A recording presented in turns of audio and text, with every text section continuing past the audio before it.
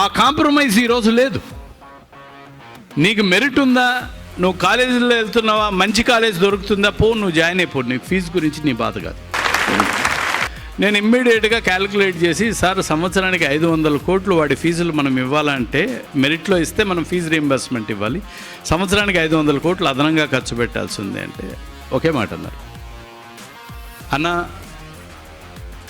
Finances నీ problem కాదు, finances నా ప్రాబ్లం.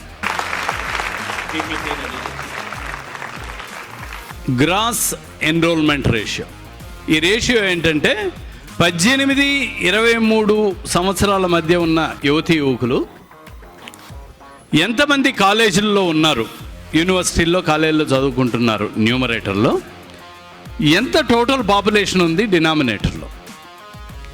మన జీఈఆర్ ఆంధ్ర రాష్ట్రంలో 32.4 ఉండేది, ఇప్పుడు 18-19.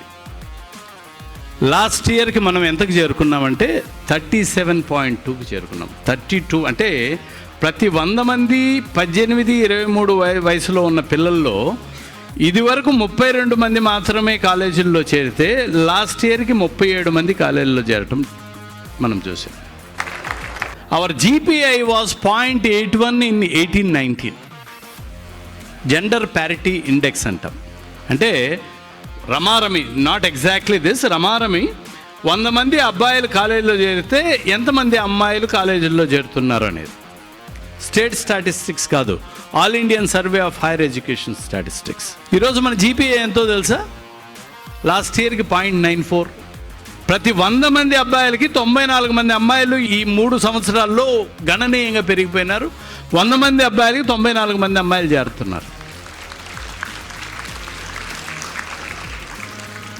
ఎవరు పుల్ చేస్తున్నారు?